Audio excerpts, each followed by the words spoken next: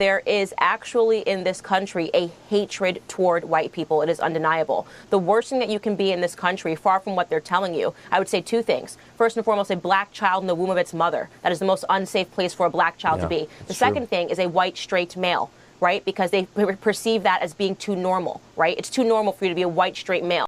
Like they do this to me all the time. They take out a couple of sentences you said, and they create a whole new headline. And people that were not there get incensed and get emotional and don't actually go back to hear what was actually said in full context. They do it to me all the time. I know they do it to Trump.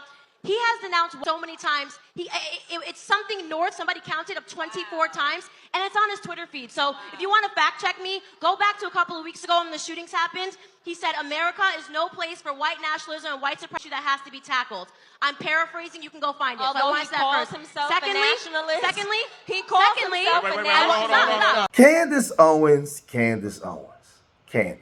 Candice Owens is the ultimate grifter.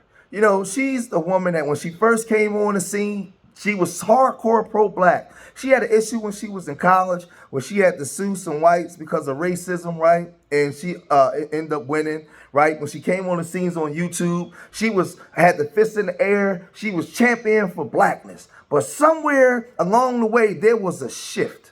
And in that shift, she went all the way over to the right. She started to say that she got married for IQ. But when she said that she got married for IQ, when we look beyond the veil, she was married to a white man. She started to talk down on the black community, right? And she started to be really pushed up. She got into the Brexit. And they would use her to be a mouthpiece for, to talk against the black community and to talk about what heterosexual W males go through in this country, as you can see, right? So she would be the face and the vanguard of the champion to push this for heterosexual W males while being married to one, right? And she would speak out every chance she would get. Even when George Floyd was unalive, she said that he was only unalive because of the controlled substances that was in his system. Now, we all saw that video. Even Candice saw the video. But she was giving her marching orders, and she went out on TV with her chest in the air, boldly proud and saying that he wasn't unalive because of the video. That was only 9 minutes of the video. We didn't see the whole thing. And the media didn't do their due diligence in showing it. So she's played a role in really basically just showing the destruction of the black community and talking down on it, but not talking about the positive parts of the black community, right? And she's gained a following because of it. She caters to a lot of black people's pain and say some of the talking points that we say, right? And use that to garner a following while not balancing things out, right? But then she decided to speak against the the small hat community. And she lost her monetization. She got kicked off the Daily Wire. She started really being made fun of in the media when she started speaking about that other group. And she found out that you could talk bad about black folks, but you better not say nothing about them.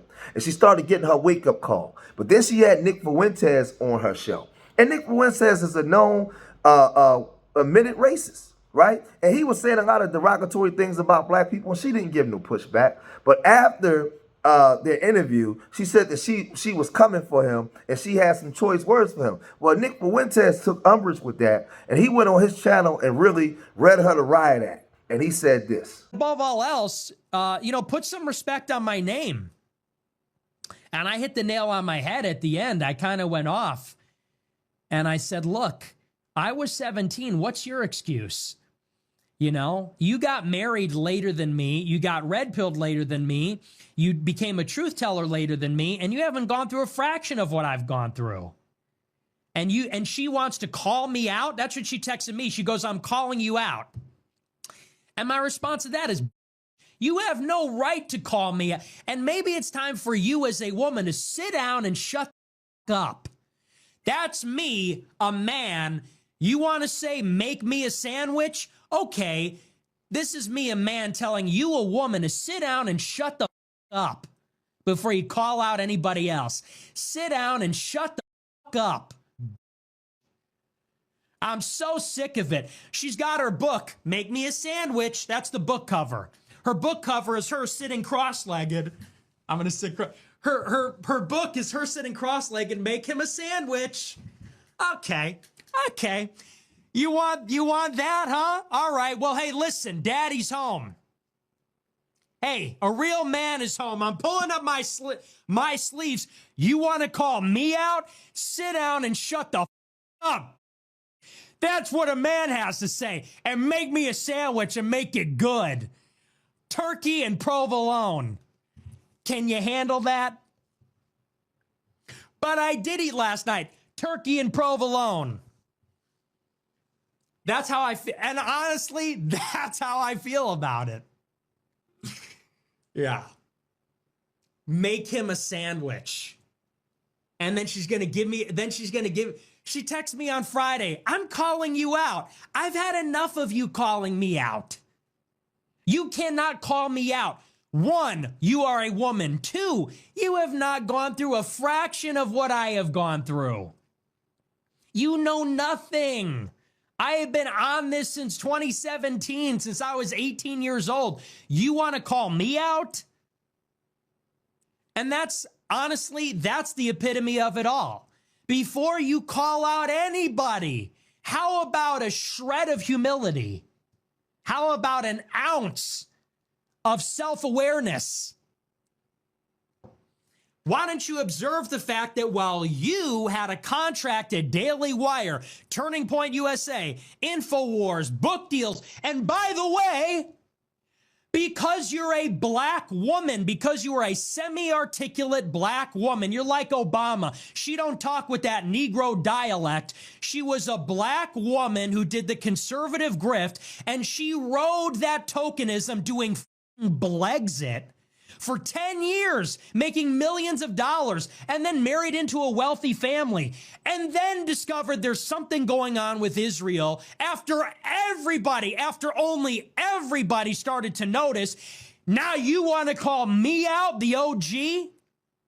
Well, that was your first mistake. So Nick Fuentes says some very interesting things here, right? He's sending out the warning. He's saying that a lot of black people, these black conservatives, are seeing the white talking points and they're using them. But while the white people are using those talking points, they're being punished. They're losing their jobs. They're getting kicked off networks. They can't get bank accounts. They're being ostracized. All these things are happening. The black people can come in and use those same talking points, and they're becoming millionaires. They're making money. They're marrying prominent, rich white people. They're having big shows. And he's saying that whites are starting to recognize this, and they starting to call it out, right? Where we really don't want you over here. We only used you as a prop, right, to say the things that we couldn't say. But now you guys are capitalizing too much, and you're getting too comfortable, right? That's what he's saying. He's saying that I'm speaking for millions that think the way that I think. This is what Nick Fuentes is telling her. These are things that we've been saying the whole time, right?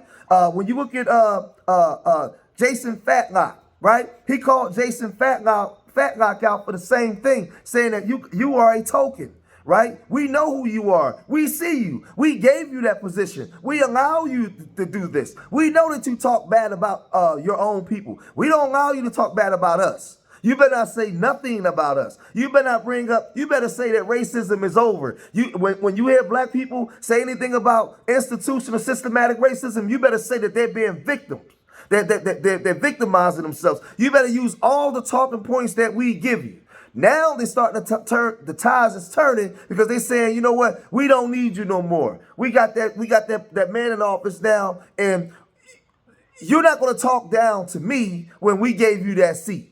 Right? And we saw what happened with Candice when she said something about that other group, right? She started to call out that other group, and we saw the punishment that she was given. Now, there's a lot of W folks, right, that support her as long as she's saying the things that they want her to say.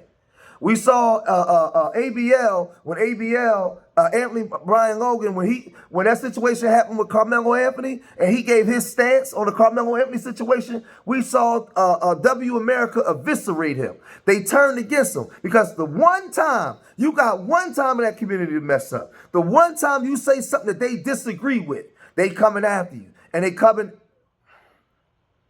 listen, the grift is over. The grift is over. They're not going for that no more. They was allowing you to do this because you was used as a tool for them because they know how divided we are as a people. They know what they did over time worked. And the way that we view ourselves, we look at ourselves in the mirror, right? And that's a reflection as to the way we treat each other. So they will use you as a tool to keep pushing those same talking points while it works for their own financial gain. So Candace Owens wasn't fooling nobody. Candace Owens is a grifter. She goes where the wind blows, whatever can make her money. So when she says she married for IQ, when we all know that she got married to a W man, what do you think that, listen, she knew that would be headlines. She knew that would be headlines. She knew that would get an emotional response out of black people. She knew what she was doing. But now, so the thing is, Nick Fuentes is a racist. But you know why I don't have a problem with Nick Fuentes? Because he telling to you to your face. He's honest. He doesn't lie to you and try to portray himself to be something that he's not. He walked right in the room and said, I don't like black people. I don't have a problem with that because I live in America. And I already know that they don't like us. History is the best truth teller. They have done everything in their power to show how they feel about us. So he just walks in the room and say, this is what it is. Oh, well, that's what it is. Candace Owens tries to cater to these people, right? She tries to cater to these people at the expense of her own people. So Nick Fuentes, he called her out. He called out Jason Fatlock and all the people of that ilk. The gig is up. And at some point, they coming for you. So I'm going to cut this video short here. If you made it this far in the video, hit that like button. Subscribe to Street Media TV. Leave your comments in the comment section. Let me know what you guys think. Remember, I love y'all. Till the next time. Peace.